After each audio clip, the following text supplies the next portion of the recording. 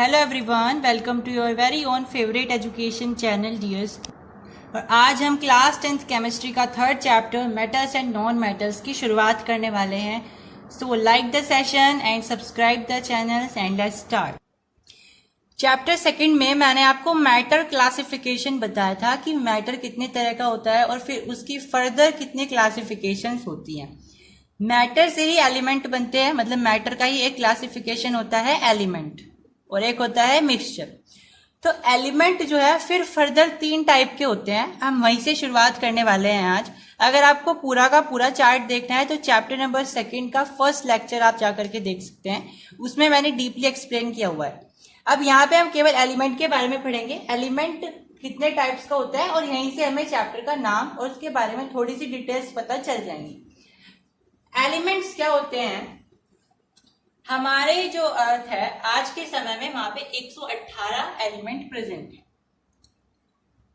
अब ये जो है डेटा आगे पीछे भी हो सकता है, कोई 119 बताता है, कोई 115 बताता है, क्योंकि लगातार हर रोज एलिमेंट्स की खोज हो रही है लगभग, है ना। फिर उसे IUPAC सहमति देगा, फिर उसके बाद वो किताबों में छपेगा, उसमें कई साल लग जाते हैं। हो सकता है कल जो एलिमेंट थे वो 118 हो, आज 119 हो गए, परसों 120 हो गए, लेकिन अब वो एकदम से नहीं तो छप सकते ना किताबों में।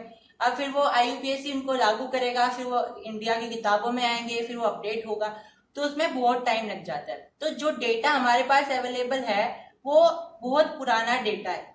अब किताबों के हिसाब से हमारे पास कितने एलिमेंट्स होते हैं? 118 एलिमेंट्स होते हैं। अब उसमें से हमारे पास 3 तरीके के फर्दर क्लासिफिकेशंस होते हैं। उन 118 एलिमेंट में से हमारे पास कुछ होते हैं मेटल्स, कुछ होते हैं नॉन मेटल्स और कुछ होते हैं मेटलॉइड्स। अब एलिमेंट तो हमारे पास 118 थे, लेकिन फिर हमने उनको अलग अलग कैटेगरी में क्यों क्लासिफाई करा? 3 कैटेगरी में क्यों क्लासिफाई किया? एक मेटल की, एक नॉन मेटल की, एक मेटलॉइड की। तो इसकी कुछ रीजंस थे और रीजंस थे उनकी प्रॉपर्टीज, क्योंकि मेटल्स की अलग प्रॉपर्टीज होती है, नॉन मेटल की अलग प्रॉपर्टी होती है और मेटलॉइड की अलग।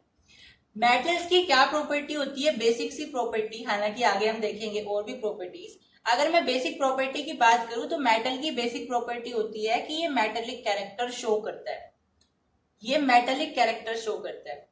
और नॉन मेटेलिक कैरेक्टर शो करता है। और मेटलॉइड इन दोनों के कैरेक्टर को शो करता है, वो मेटल भी लगता है और नॉन मेटल भी, मतलब उसकी प्रॉपर्टी मेटल से भी मैच होगी और नॉन मेटल से भी मैच होगी। ये मेटलॉइड्स होंगे। अब इनको मेटेलिक कैरेक्टर क्या है, ये नॉन मेटेलिक कैरेक्टर क्या है, इसको देखिए। साथ में एक और बात होती है कि मेटल्स को हम इलेक्ट्रोपॉजिटिव एलिमेंट्स भी बोल सकते हैं और नॉन मेटल को हम इलेक्ट्रोनेगेटिव एलिमेंट भी बोल सकते हैं।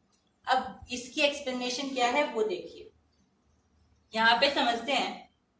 अगर मेरे पास कोई एलिमेंट है, मान लीजिए ये मेरे पास कोई एलिमेंट का कोई एटम है। अगर ये एटम, इसको अगर हम ऐसे रिप्रेजेंट करें A से, अगर ये एलिमेंट अपने ऊपर से कोई इलेक्ट्रॉन दे रहा है, इस एटम के अंदर में कुछ इलेक्ट्रॉन्स हैं, अगर वो अपने अंदर से 1 इलेक्ट्रॉन, 2 इलेक्ट्रॉन, जितने इलेक्ट्रॉन चाहे वो दे रहा है, तो इसका मतलब क्या है? वो अपने अंदर से नेगेटिविटी को घटा रहा है, नेगेटिविटी को कम कर रहा है, क्योंकि इलेक्ट्रॉन के ऊपर कैसा चार्ज होता है? नेगेटिव। तो अगर कोई एलिमेंट अपने ऊपर से नेगेटिव चार्ज को हटा रहा है, इसका मतलब क्या है? वो पॉजिटिव होता जा रहा है, उसके ऊपर नेट चार्ज किसका आएगा? पॉजिटिव का आएगा। तो ऐसे एलिमेंट्स को हम बोलते हैं इलेक्ट्रोपॉजिटिव, मतलब इलेक्ट्रॉन को हटा के पॉजिटिव बन गया, इलेक्ट्रोपॉजिटिव। और ऐसे ही सब्सटेंस को मेटल्स बोलते हैं। अब एक और एलिमेंट होता है जो कि इलेक्ट्रॉन को लेना चाहता है। ए क्या कर रहा था? इलेक्ट्रॉन को दे रहा था, यानी कि गिव कर रहा था, डोनेट कर रहा था। लेकिन जो बी वाला एलिमेंट है वो इलेक्ट्रॉन को ले रहा है, यानी कि अचीव कर रहा है या गेन कर रहा है या टेक कर रहा है, इलेक्ट्रॉन को ले रहा है। ऐसे एलिमेंट जो इलेक्ट्रॉन को ले रहे हैं उनके ऊपर नेगेटिव चार्ज बढ़ जाएगा, यानी इलेक्ट्रॉन को लेकर के नेगेटिव चार्ज आ गया, इलेक्ट्रोनेगेटिव बन गया। अब साथ में मेटलॉइड जो होते हैं वो दोनों कैरेक्टर शो करते हैं। मतलब ऐसा होता है कभी कभी वो इलेक्ट्रो पॉजिटिव भी बिहेव करेंगे, कभी कभी इलेक्ट्रो नेगेटिव भी बिहेव करेंगे। उसमें आपको पता नहीं चलेगा ये मेटल है या नॉन मेटल, क्योंकि दोनों की प्रॉपर्टी वो शो करते हैं। ऐसे एलिमेंट्स को हम मेटलॉइड बोलते हैं। अब मैंने बी और ए के बारे में आपको एक प्रॉपर्टी बताई कि ए क्या करता है, इलेक्ट्रॉन को देता है, डोनेट करता है, और बी क्या करता है, इलेक्ट्रॉन को लेता है, यानी कि गेन करता है। अब ये क्या कर रहा है, ये इलेक्ट्रॉन को दे रहा है, और बी क्या कर रहा है, इलेक्ट्रॉन को ले रहा है। तो क्या आपको ये नहीं लगता कि ये रिश्तेदार होने चाहिए, क्योंकि ए इलेक्ट्रॉन को दे रहा है और बी इलेक्ट्रॉन को लेना चाह रहा है, तो दोनों के दोनों एक दूसरे की जरूरतों को पूरा कर सकते हैं। वो उसको इलेक्ट्रॉन दे रहा है, वो इलेक्ट्रॉन लेना चाहता है, तो ये आपस में जुड़ जाएंगे और ये एक कंपाउंड बना लेंगे, और ऐसे कंपाउंड को हम आयनिक कंपाउंड बोलते हैं। आयनिक कंपाउंड क्यों बोला, क्योंकि जैसे ही इलेक्ट्रॉन देगा ये क्या बन जाएगा, ए पॉजिटिव बन जाएगा। ये जैसे इलेक्ट्रॉन लेगा ये बी नेगेटिव बन जाएगा, यानी ये आयंस बन गए। प्लस वाला कैटायन बन गया और नेगेटिव वाला एनायन बन गया। अब कैटायन और एनायन जब मिलते हैं तो आपस में अपना चार्ज कैंसिल कर देते हैं और एक न्यूट्रल कंपाउंड बनाते हैं, जिसका नाम होता है आयनिक कंपाउंड। हालांकि इसके बारे में हम आगे पढ़ेंगे, पर अब मुझे कमेंट करके बताइए कि आपको इलेक्ट्रोनेगेटिव, इलेक्ट्रोपॉजिटिव यानी कि मेटल और नॉन मेटल का जो मैंने यहाँ पे 3D एक्सप्लेनेशन दिया, क्या आपको समझ में आया। अब यहाँ पे मैंने कुछ इंपॉर्टेंट क्वेश्चंस लिखे हैं। सबसे पहला क्वेश्चन है, which non metal is an electropositive element, यानी ऐसा कौन सा नॉन मेटल है जो इलेक्ट्रोपॉजिटिव एलिमेंट होता है। अभी मैंने क्या बताया था कि नॉन मेटल्स इलेक्ट्रोनेगेटिव होते हैं, लेकिन क्वेश्चन क्या है कि ऐसा नॉन मेटल बताइए जो इलेक्ट्रोपॉजिटिव होता है। अब ऐसा क्यों, क्योंकि एक्सेप्शंस हर जगह होती है केमिस्ट्री में। तो इसका आंसर आएगा हाइड्रोजन। हाइड्रोजन एक ऐसा नॉन मेटल होता है जो कि इलेक्ट्रोपॉजिटिव एलिमेंट होता है, जिसके ऊपर H पॉजिटिव का कैटायन बनता है, ठीक है। Next is which metal has 3 positive charge oxidisation state, oxidisation. तो इसका आंसर क्या आएगा, एल्यूमिनियम के ऊपर +3 का होता है। अब ये कैसे पता चलता है +3 आएगा, क्या आएगा, क्लास 9 का लास्ट चैप्टर वैलेंसी। वैलेंसी में आपने देखा था जो लास्ट शेल में जितने इलेक्ट्रॉन होते हैं वही उसकी वैलेंसी होती है। तो ऐसे ही पता चला एल्यूमिनियम का +3 आएगा, क्योंकि एल्यूमिनियम का एटॉमिक नंबर होता है 13। तो इसका इलेक्ट्रॉनिक कॉन्फ़िगरेशन करेंगे 2 8 3 आएगा।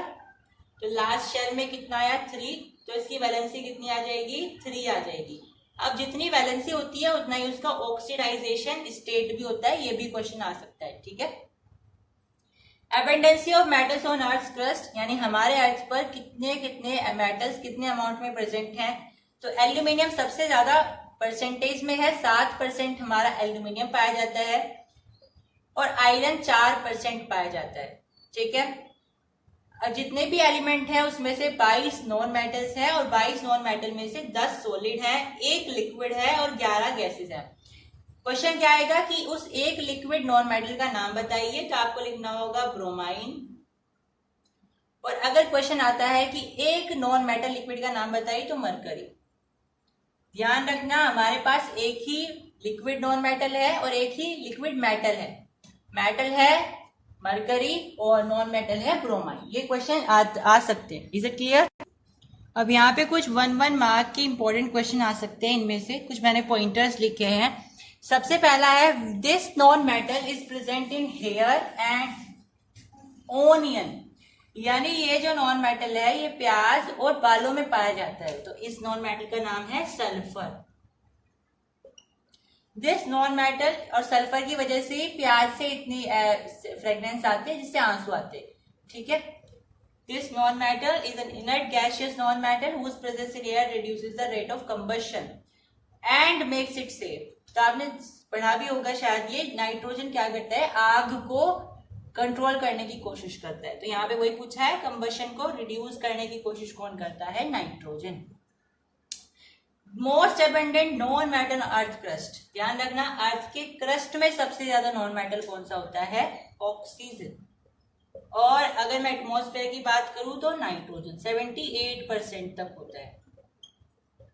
लेकिन ध्यान रखना अर्थ के क्रस्ट में 50% ऑक्सीजन होता है, सबसे ज्यादा ऑक्सीजन ही होता है। इसके बाद होता है सिलिकॉन। ठीक है, तो अर्थ के क्रस्ट का अलग केस है, एटमॉस्फेयर का अलग केस है। ये क्वेश्चन आ सकता है, इन दोनों में से कोई भी एक क्वेश्चन अपीयर हो सकता है। अब प्रॉपर्टीज देख लेते हैं। यहाँ पे फिजिकल प्रॉपर्टीज है मेटल्स की और नॉन मेटल्स की। मेटल्स की जो प्रॉपर्टीज होती है उससे जस्ट अपोजिट होती है नॉन मेटल की। तो यहाँ पे मैंने मेटल्स ही लिखी है, हालांकि कुछ एक्सेप्शंस फिर भी होती हैं। तो मेटल्स जो है मेलिएबल होते हैं और डक्टाइल होते हैं। मेलिएबल का मतलब होता है आप उनको शीट्स में कन्वर्ट कर सकते हो। जैसे एल्यूमिनियम होता है, वो एक मेटल होता है, उसकी हम पतली से पतली शीट बना सकते हैं। आपने देखा होगा एल्यूमिनियम फॉइल बनाया जाता है उससे, तो वो बहुत पतला होता है, उसे पीट पीट करके इतना पतला कर दिया जाता है। तो एक एल्यूमिनियम का एग्जाम्पल हो गया इसमें। दूसरा डक्टाइल होते हैं ये, यानी कि इन्हें पीट पीट के तार बनाया जा सकता है। तो 1 ग्राम सोने से हम बहुत लंबा तार बना सकते हैं, तो वो हो गया एक प्रॉपर्टी। साथ में गुड कंडक्टर होते हैं इलेक्ट्रिसिटी के, जैसे कॉपर हो गया। गुड कंडक्टर होते हैं हीट के, ठीक है, ल्यूमिनस होते हैं, चमकदार होते हैं।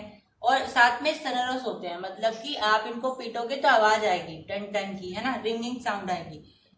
इनकी डेंसिटी भी बहुत हाई होती है और मेल्टिंग पॉइंट और बॉइलिंग पॉइंट भी हाई होते हैं। अब नॉन मेटल की प्रॉपर्टी इससे अपोजिट होती है, ना तो ये मेलिएबल होते हैं ना डक्टाइल होते हैं, ना तो इनसे तार बनाए जाते हैं, ना ये इनसे बीट करके शीट्स बनाई जाती हैं। ये क्या होते हैं, ब्रिटल होते हैं, मतलब कि इन्हें अगर आप पीटोगे तो चौक होती है, जैसे अगर आप उसको कूटते हो तो चुकरा हो जाता है, बिल्कुल पाउडर सा बन जाता है। ऐसे ही नॉन मेटल भी ब्रिटलनेस की प्रॉपर्टी दिखाते हैं। साथ में जो नॉन मेटल होते हैं वो बैड कंडक्टर होते हैं, हीट के भी, इलेक्ट्रिसिटी के भी। ल्यूमिनस भी नहीं होते हैं, हालांकि आयोडीन एक ऐसा एग्जाम्पल होता है नॉन मेटल का जो कि बहुत चमकदार होता है। सोनोरस भी नहीं होते हैं, डेंसिटी इनकी बहुत हाई नहीं होती है, और बॉइलिंग पॉइंट और ये क्या बोलते हैं इसको, मेल्टिंग पॉइंट भी इनके बहुत ज्यादा हाई नहीं होते हैं। साथ में एक प्रॉपर्टी और आती है टेंसाइल स्ट्रेंथ की। इसका मतलब होता है कि इसमें कितनी ताकत है। इसमें मेटल्स में क्या होता है, टेंसाइल स्ट्रेंथ बहुत ज्यादा होती है। लोहे का इस्तेमाल पुल बनाने के लिए किया जाता है क्योंकि उसमें स्ट्रेंथ बहुत ज्यादा होती है हैवी चीज को उठाने की। लेकिन नॉन मेटल में ये प्रॉपर्टी नहीं होती है, हालांकि कुछ एक्सेप्शंस फिर भी होते हैं, पर इससे क्वेश्चन नहीं आते हैं। क्वेश्चंस आते हैं केमिकल प्रॉपर्टीज से। So let's discuss them. कुछ फैक्ट्स देख लेते हैं। हमारे पास सबसे पहला फैक्ट है कि हमारे पास मेटल्स के कई वायर होते हैं, जैसे गोल्ड का भी वायर बनाया जा सकता है, क्योंकि मेटल के पास किसकी प्रॉपर्टी होती है, डक्टिलिटी की प्रॉपर्टी होती है। तो इससे हम क्या निकाल सकते हैं, इससे हम वायर्स बना सकते हैं पीट पीट करके इसके हैमर से। तो इसमें कई तरह के वायर होते हैं और उनके अलग अलग इस्तेमाल भी होते हैं। जैसे अगर मैं लोहे को पीट करके उसका वायर बनाऊं तो उसे किसमें बनाने में इस्तेमाल किया जाता है, वायर गोजेस बनाने में। वायर गोजेस शायद आपने देखे होंगे, एक्सपेरिमेंट करने के लिए यूज किए जाते हैं, किसी चीज को हीट करने के लिए। ऐसे होते हैं, ठीक है, और नीचे इसके क्या लगी रहती है, फायर। ऐसे स्टैंड पे होते हैं, ट्राईपोड पे ऐसे होते हैं। तो ये होता है हमारा वायर गोज। तो ये बनाने के लिए इस्तेमाल किया जाता है आयरन का, आयरन के वायर का। मैग्नीशियम वायर होता है साइंस एक्सपेरिमेंट में यूज, मैंने फर्स्ट चैप्टर में पढ़ाया था। टंगस्टन वायर होता है लोहे, सॉरी जो बल्ब होता है ना, बल्ब जो पहले बल्ब आते थे वो इस तरीके के, उसमें इस तरीके से ये एक तार लगा रहता था। तो ये जो तार होता था ये टंगस्टन का होता था, और ये बल्ब के फिलामेंट को बनाने के लिए इस्तेमाल किया जाता है। ये जो तार था इसका नाम क्या हुआ करता था, फिलामेंट हुआ करता था, राइट। तो ये जो है टंगस्टन वायर का बना हुआ होता था। और ये क्यों हुआ करता था टंगस्टन वायर का, ये भी आपने शायद पढ़ा होगा, अगर नहीं पढ़ा है तो लेट मी रिवाइज। अब फिलामेंट का इस्तेमाल इसलिए किया जाता था क्योंकि ये जो फिलामेंट होता है टंगस्टन का बना हुआ, ये जैसे ही हीट किया जाता है ना, ये चमकने लगता है। अब जैसे ही करंट पास हुआ करता था इससे, ऐसे यहाँ पे फिलामेंट लगा हुआ था बल्ब में, तो जैसे ही बहुत सारी इलेक्ट्रिसिटी से पास होती थी, ये गर्म होता था, उसके बाद ये फिर चमकने लगता था, और उस चमक को इस कांच की मदद से मैग्नीफाई किया जाता था और पूरे कमरे में रोशनी हो जाती है ना। यही था कॉन्सेप्ट। अब लेकिन क्योंकि इसे गर्म करने के लिए बहुत ज्यादा बिजली लगती थी, इसलिए आजकल ये बहुत कम मिलते हैं, है ना, क्योंकि इसमें बहुत ज्यादा बिजली लगती थी। क्योंकि इसे फिलामेंट को ही गर्म करने में इतना टाइम लग जाता था, टाइम तो नहीं लगता लेकिन बिजली लगती थी, क्योंकि बहुत फास्ट होता है काम, तो बिजली बहुत ज्यादा खपत हो जाती थी इस फिलामेंट को गर्म करने में। और फिर गर्म होता था, उसके बाद ही चमकता था, उसके बाद रोशनी करता था।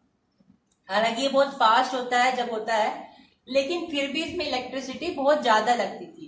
इसी को खत्म करने के लिए आजकल के जो बल्ब चल रहे हैं एलईडी वाले, है ना, पता नहीं कौन कौन से बल्ब हैं, तो वो यूज किए जाते हैं। अब ट्यूब्स यूज हो गई है, एमसीबी मिनिएचर वाली जो ट्यूब्स है वो यूज की जाती हैं। साथ में मैंने अभी आपको बताया था कि 1 ग्राम जो सोना होता है उसको अगर आप पीटने लग जाओगे तो उससे आप 2 किलोमीटर लंबी वायर बना सकते हो। देख लो, आप जहां पे रहते हो वहां से 2 किलोमीटर कितनी दूर है, वहां तक आप उस तार को लेकर के जा सकते हो। Let's imagine.